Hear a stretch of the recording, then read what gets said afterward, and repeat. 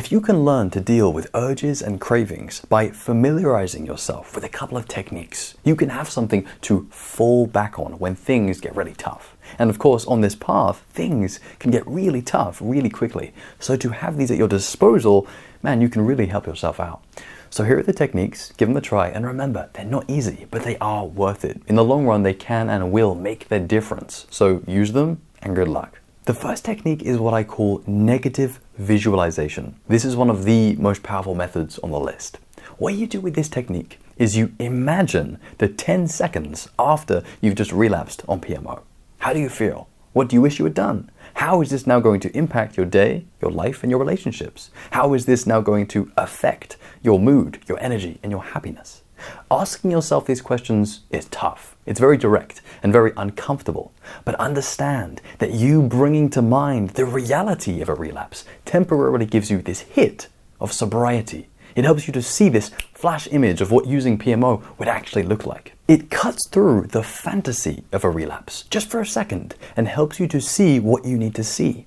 Now understand that all you really need is just one little flash of this truth in your mind, just one quick mental image of what a relapse would actually look like. Because once you've got that flash, you say, there it is. That's my reminder to not go any further. That's my warning of what will happen if I don't act with wisdom here. You can imagine this flash as the universe offering you a vine to swing on away from the volcano of death behind you, which of course represents PMO and the urges. And what's interesting is you always want this vine to be there. You always want your higher self to have been inspired by a thought or a feeling that is of a higher vibration so that you can swing on that vine and make it out of there. It's also good to know that these thoughts and feelings that inspire you, they can be triggered by both positive and negative motivation. This technique in particular, it uses negative motivation. And the main reason we do this is because realize you're battling against intense animalistic urges. Standard motivation can literally just crumble against these powerful, strong urges. You want something that is deep. You want something that will make you actually care. And that's why it's so important to bring to mind your entire life and how it could be negatively affected or impacted if you were to use PMO. What I would also mention about this technique is it's not easy. Once you get this flash or once the vine has been presented to you, you've got to work really hard to hold on to it and to keep the image or the feeling in the forefront of your mind.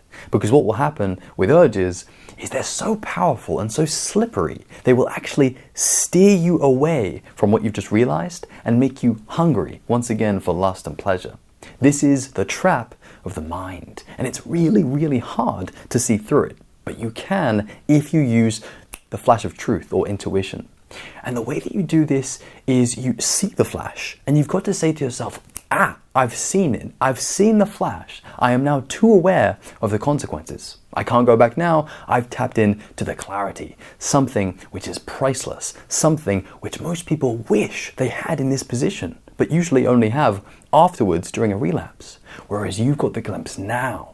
And what you need to do, even if you don't feel like it, is you've got to trust that this flash of truth is the right thing to follow. But even at this point, you're still not done. What you need to do, and this is the hard part, if you thought it wasn't hard enough already, is you need to override your urges using your personal will. And you need to swing on that vine far, far away. And this means digging really deep and mentally deciding, no, I will not use PMO. I will not turn back and jump into that volcano of PMO urges. The consequences are simply not worth it.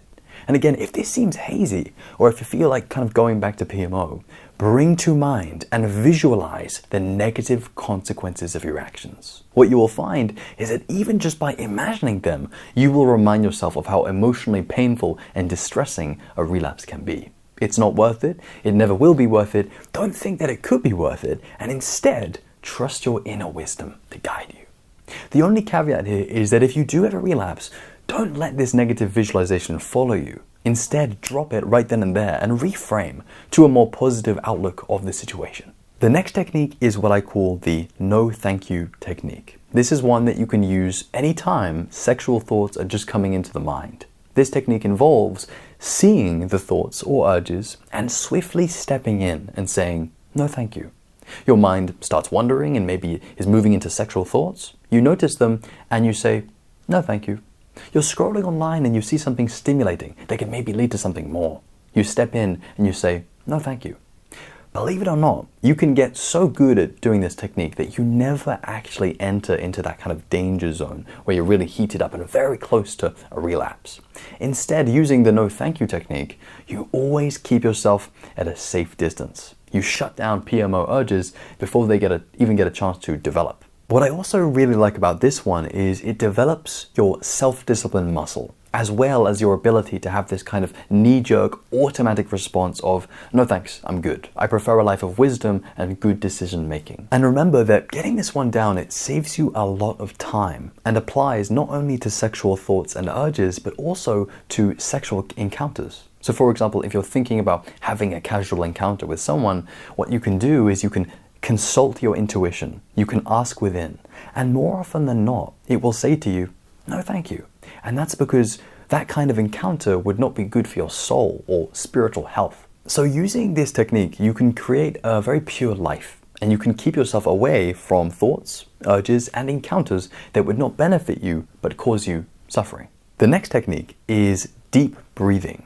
The reason we do this one is because if you have urges, the chances are your breathing is very, very shallow. And this can lead to contracted energy as well as a low state of consciousness. And you want to change this. And you can do this by breathing deeply in and out of the nose, relaxing your shoulders, getting more loose, getting more fluid, and most importantly, getting yourself out of your head. And the way that you do this is as you breathe deeply, imagine and visualize energy moving throughout your entire body.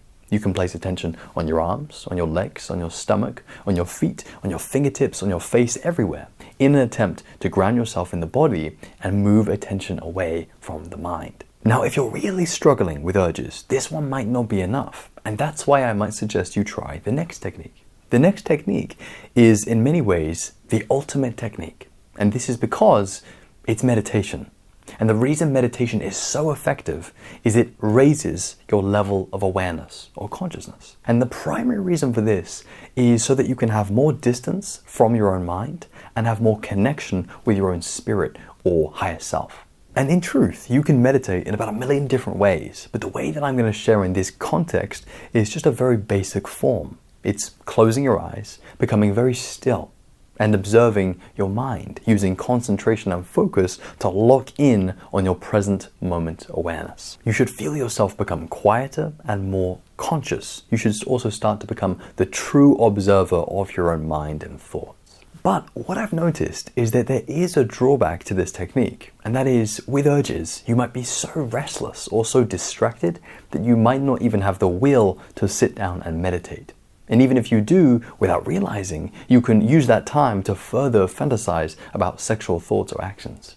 And this, of course, is a problem, and the way that you solve this problem, it can be done in 2 different ways. Number 1, be a long-term meditator. Meditate every day so that it's your bread and butter.